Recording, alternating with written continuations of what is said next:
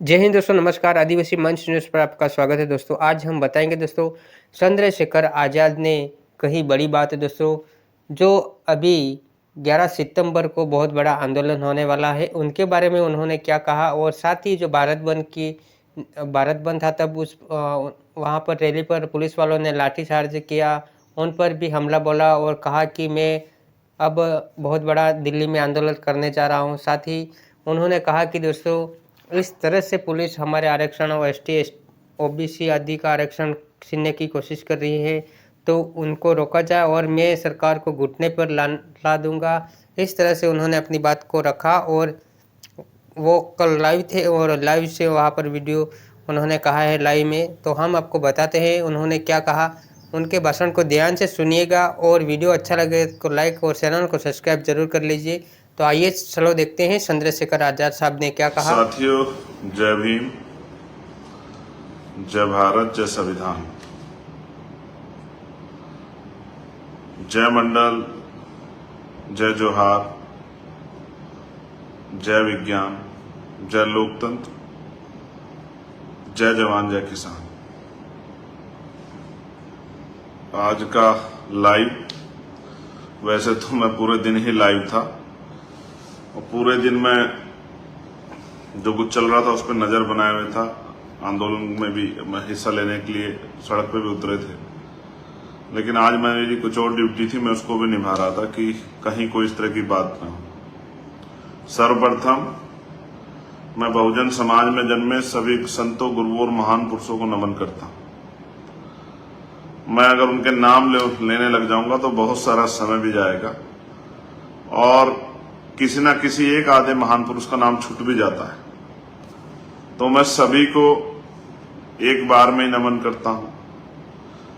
वो महान पुरुष जिन्होंने अपना पूरा जीवन बहुजन समाज के लोगों को अपने पैरों पे खड़ा करने के लिए लगाया, मैं ऐसे हर एक महान पुरुष को नमन करता हूं। साथ साथ आज मैं पूरे देश के बहुजन समाज को भी नमन करता हूं। आज आपने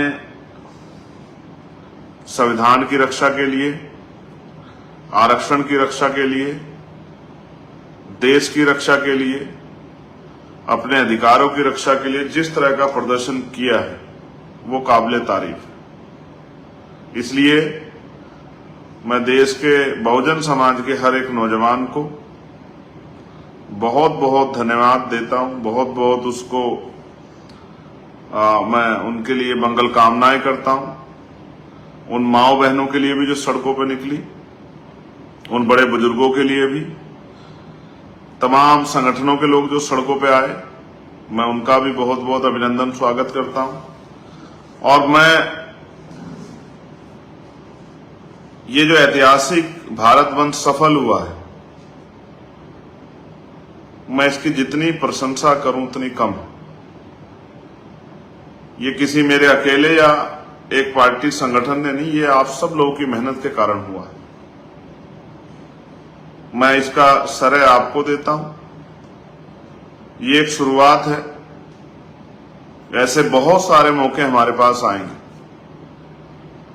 क्योंकि जो लोग सत्ता में बैठे हैं वो तमाम तरह के षड्यंत्र, तमाम तरह के प्रयास करेंगे और लगातार साजिश करते रहेंगे कि बहुजन समाज के लोग वापस 1950 से पुराने हालातों में चले जाएं, जैसे 1950 से पहले थे। लेकिन आपको, मुझे अपने प्राणों की बाजी लगाकर और संघर्ष करके अपने हक वंचित समाज के अधिकारों को बचाना है और उन अधिकारों को समाज तक पहुंचाना भी। मैं पुनः आपको ऐतिहासिक भारत बंद, संवैधानिक, शांतिप्रिय और संघर्ष का जो एक उत्कृष्ट नमूना आज आपने पेश किया देश भर में, मैं पुनः आपको धन्यवाद देता हूं और आप बधाई के पात्र। हमने 2 अप्रैल 2018 से सीखा था कि आंदोलन की कामयाबी इस बात पर निर्भर करती है कि उस आंदोलन में हमें नुकसान कितना होता है। मैं आज इस बात में बड़ा बेहद आपके संघर्ष से, जिस तरह से अनुशासित रूप में रूप में आप लोगों ने संघर्ष किया। मैं इसके लिए भीम आर्मी आजाद समाज पार्टी के नेता, कार्यकर्ता, जमीनी साथी, बहुजन आंदोलन के सिपाहियों का, हक वंचित समाज के पहरेदारों का दिल से धन्यवाद करता हूं। 2018 में जो बंद हुआ था उसमें हमने 13 से 14 लोगों की शहीदगी हमारे हिस्से में आई थी, लेकिन इस बार के बंद में आपने जिस तरह से मेरी और तमाम नेताओं की जिन्होंने आपसे अपील की, उनकी भावनाओं का सम्मान किया और बंद को शांतिपूर्वक सफल बनाने के लिए जिस तरह का संघर्ष किया, अपने गुस्से पे कंट्रोल रखा, तमाम तरह से सभी षड्यंत्रों को बेनकाब किया, तमाम तरह से जो सीक्रेट कोड आपको दिया गया था उसका प्रयोग करके समय समय पे आपने विरोधियों को अपने आंदोलन में घुसने से रोका। इसके लिए मैं आपका धन्यवाद देता हूं। सम्मानित साथियों, आपने देखा एक ऐतिहासिक भारत बंद अधिकारों के लिए, धार्मिक आयोजनों में हम लोग इकट्ठा होते हैं, लेकिन संघर्ष के लिए इकट्ठा होना ये खुद में काबिल तारीफ है। मैं चारों तरफ नजर बनाया हुआ था, कई जगह घटनाएं भी हुई हैं, जैसे जहानाबाद में मारपीट ही की गई है कार्यकर्ताओं के साथ, बहुजन समाज के लोगों के साथ। जिस तरह से पटना में लाठीचार्ज की गई है वो दर्द भी मैंने देखा। कई जगह पे छिटपुट एक दो दुर्घटनाओं की, मुजफ्फरनगर में भी एक दुर्घटना हुई, एक्सीडेंट। कई ऐसी घटनाएं भी मेरे संज्ञान में आई। सुबह संभल में, मुरादाबाद में, जौनपुर में जिस तरह से कार्यकर्ताओं को पकड़ा गया, हाउस अरेस्ट किया गया, उनको अमरोहा में, उनको संभल में जिस तरह से रोका गया पुलिस द्वारा, जिस तरह से सड़क से आके रोकने की बजाय रोककर वहीं मूर्तियों पे और धर्मशालाओं में ज्ञापन दिलाने के लिए मजबूर किया गया, जो लोग सड़क पे आए उनको थाने में बंद कर दिया गया। ऐसी बहुत सारी सैकड़ों घटनाएं हमारे संज्ञान में आई और लगातार हमने उस पर काम करके प्रशासन को चेताने का, अपने लोगों को रिहा कराने का और तमाम तरह की जो परेशानियां उन्होंने खड़ी की उसको, उन परेशानियों को खत्म कराने का प्रयास किया। लेकिन साथ साथ सम्मानित साथियों, मुझे आपसे कहना है, ये जो संघर्ष हमने किया ये मेरा अपना संघर्ष नहीं है या किसी एक आदमी का संघर्ष नहीं है, समाज के अधिकारों को बचाने का संघर्ष। इस बंद से हमने सरकार को चेताया कि निजीकरण के जरिए जिस तरह वो आरक्षण खत्म कर रही है ये अब नहीं चलेगा। ठेकेदारी, लेटरल एंट्री, संविदा, आउटसोर्सिंग के जरिए जिस तरह से सरकारी नौकरियों को खत्म किया जा रहा है ये अब नहीं चलेगा। अब मैं सड़क पर तो हूं लेकिन पार्लियामेंट में भी हूं। मैं आपको वचन दे कहता हूं कि पार्लियामेंट में इस मुद्दे को जोर शोर से हम लोग उठा के सरकार का ध्यान आकर्षित करेंगे और मजबूर करेंगे कि वो अध्यादेश लाके आरक्षण को संविधान की 9वीं अनुसूची में डालें। साथ साथ मुझे आपसे ये भी कहना है कि संघर्ष के लिए बुलावे नहीं भेजे जाते। अभी प्रथम चरण खत्म हो गया। आज ही मैं अपने साथियों से कहना चाहता हूं देश भर के कि वो कल से ही मीटिंग स्टार्ट कर दे। 11 सितंबर को हमें दिल्ली में अपना शक्ति प्रदर्शन करके समाज का जो है की ताकत जो है, समाज का जो बल है, समाज का जो आक्रोश है, समाज की जो चिंताएं हैं, उसको भी हमें दिल्ली के पटल से सरकार के सामने रखना है। समाज ने बंद बुलाया, हमने गंभीरता को जांचा, एक एक चीज पर नजर बना के रखी, पॉइंट टू पॉइंट सब चीजों को किया, तमाम चीजों का प्रयास करके, संकलन करके, तमाम वार रूम बना के, वो नंबर जारी करके, सब कुछ करके हमने कोशिश की कि आंदोलन सफल हो। हमारी फर्स्ट प्रायोरिटी ये थी कि आंदोलन सफल हो। अब मैं आपसे ये कहना चाहता हूं कि अब आपको पुनः कमर कसनी पड़ेगी।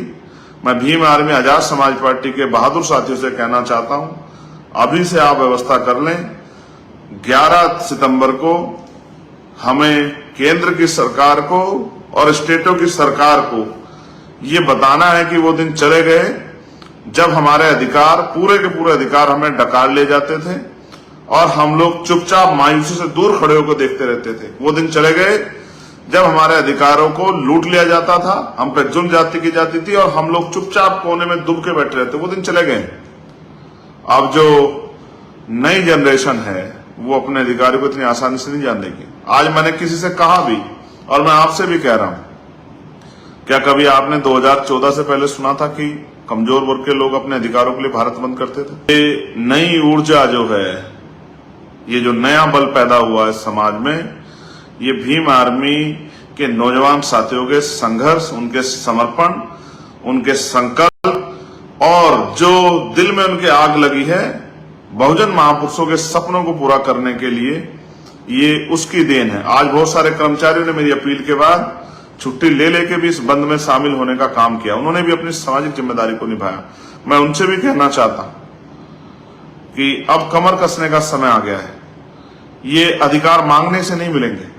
एक तरफ हम राजनीतिक शक्ति बना के इन अधिकारों को आप तक पहुंचाने का काम करेंगे, आपके दरवाजे तक लाने का काम करेंगे, बुनियादी सुविधा आप तक पहुंचाने का काम करेंगे, आपके आत्मसम्मान की, आपके अधिकार रक्षा करने का काम करेंगे। दूसरी तरफ समाज से भी मैं अपील करता हूं कि वो भी अपनी शक्ति को अब समय समय पे उसका प्रदर्शन करे।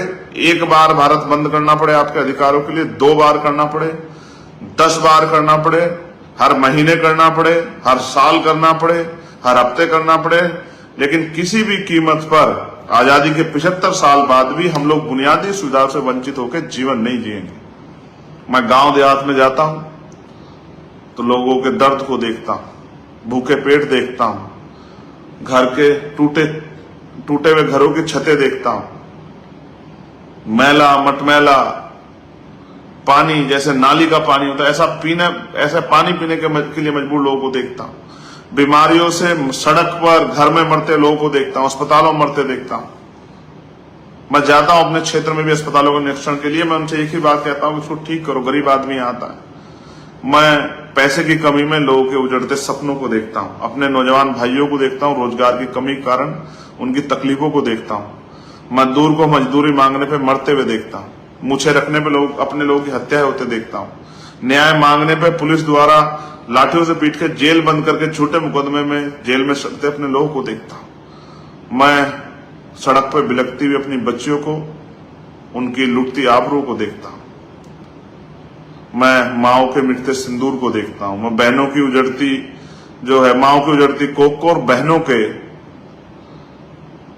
उजड़ते हुए घरों को देखता हूं।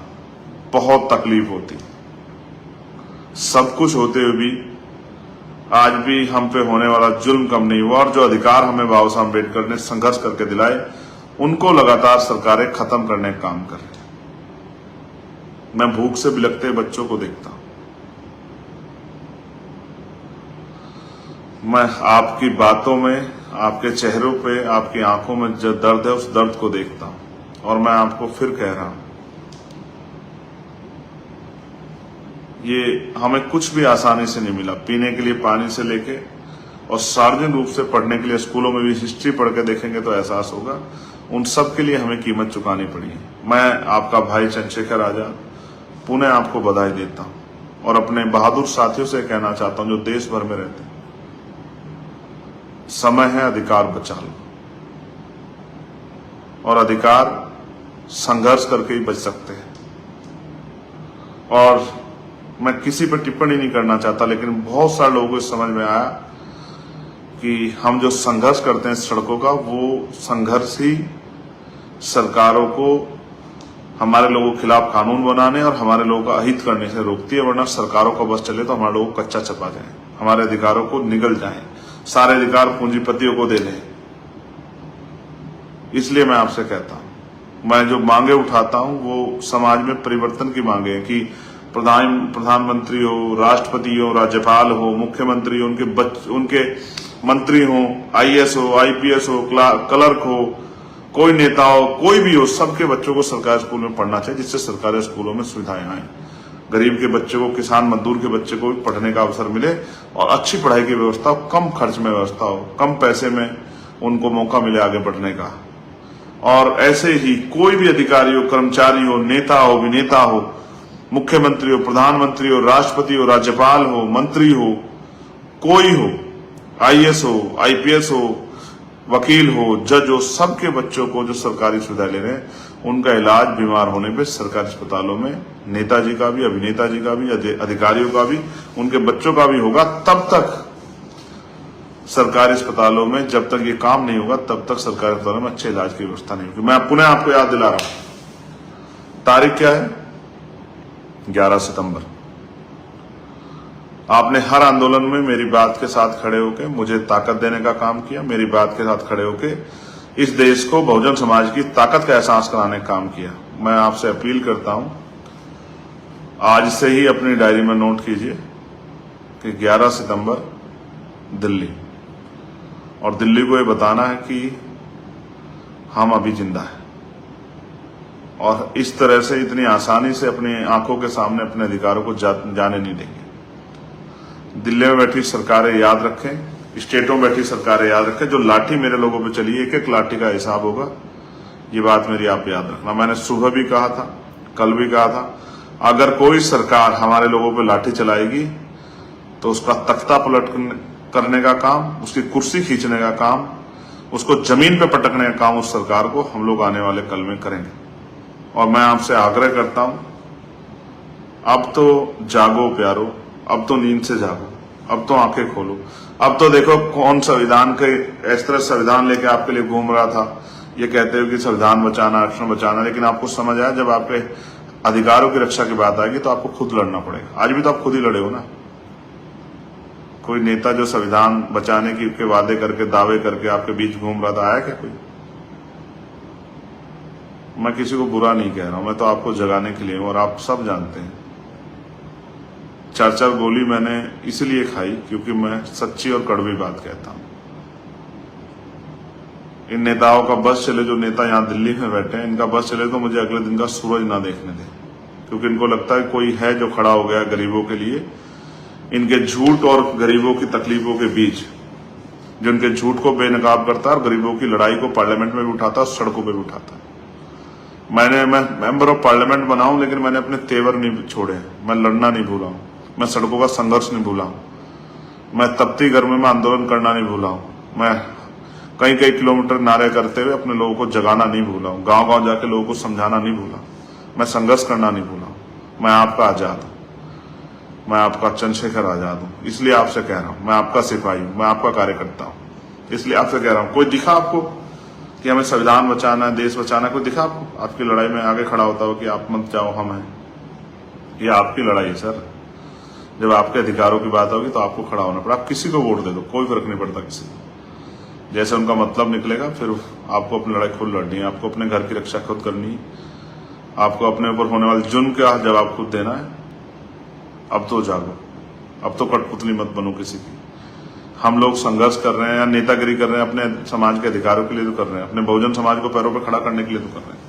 और जब हम घर से निकलते हैं, ये भी नहीं पता कि गोलियां कहां से हमारा सामना करेगी, जैसे हमारे अनुभव थे, फिर भी हम घर नहीं बैठे, तो आप महसूस करो कि जो लोग आपके ऐसे समय में साथ नहीं थे वो आपके कितने थे सी, और उनके राज में आपके हितों की कितनी रक्षा होगी। मैं एक बात और आपसे कहना चाहता हूं, मैं आज उन बहादुर साथियों को नमन करता हूं 2 अप्रैल 2018 के, जिन्होंने शहादत दी थी, और उनको भी जिन्होंने हजारों लोगों ने जेल काटी। लेकिन आज हमने कोशिश की कि कोई ऐसी घटना ना हो कि हमारे भाइयों को ये जुल्म सहना पड़े। ये मेरे कंधों पर जिम्मेदारी थी। मुझे भीम आर्मी आजाद समाज पार्टी के साथियों भरोसा था कि वो मेरा भरोसा नहीं टूटने देंगे। साथ साथ मैं ये भी कहना चाहता हूं कि आज जो बहादुर साथियों ने करके दिखाया देश भर में, वो उस इनकलाब का भी कोई तोड़ नहीं है। आप सच्चे सिपाही हो बहुजन समाज के, आप बहादुर योद्धा हो, आपका मुकाबला कोई नहीं कर सकता। अगर सरकारें ज्यादा हठधर्मिता, तानाशाही पर उतरी तो इन सरकारों का तख्ता पलट करने में भी ज्यादा समय में नहीं लगेगा। इस बात को भी मैं सरकार को कहना चाहता हूं। सरकार हमें कमजोर समझने की गलती ना करे, सरकार हमें हल्के में ना ले, हमारे अधिकारों के हमारे विषयों को और हमारे अधिकारों पे जब चर्चा हो तो उनको हल्के में ना ले, और हमारी पार्लियामेंट में सड़कों पर कई बातों को हल्के में ना ले। हम अब ज्यादा इंतजार नहीं करेंगे कि हमारे लोग गरीबी, बेबसी, लाचारी, बीमारी, तमाम तरह की परेशानियों में सड़ते रहे और हम लोग आपके भरोसे बैठे रहे। आपने मुझे सुना, आपने मेरी बात के साथ खड़े होकर पहरा दिया, आपने मुझे ताकत दी, आपने मेरी हिम्मत बढ़ाई। मैं आपको धन्यवाद करता हूं। तो दोस्तों इस तरह से चंद्रशेखर आज़ाद साहब ने अपनी बात को रखा और 11 सितंबर के लिए सरकार को चेतावनी दी है और उन्होंने कहा है दोस्तों वो दिल्ली में आंदोलन करने वाले हैं। तो दोस्तों उन्होंने सभी को आह्वान किया है, ये अपनी खुद की लड़ाई नहीं, आप हम सब की लड़ाई के लिए आंदोलन कर रहे हैं, तो आपको वहाँ पर उनके आंदोलन में शामिल होना है। इसके साथ उन्होंने अपनी बात को विराम दिया। जय हिंद, नमस्कार, जय जोहार।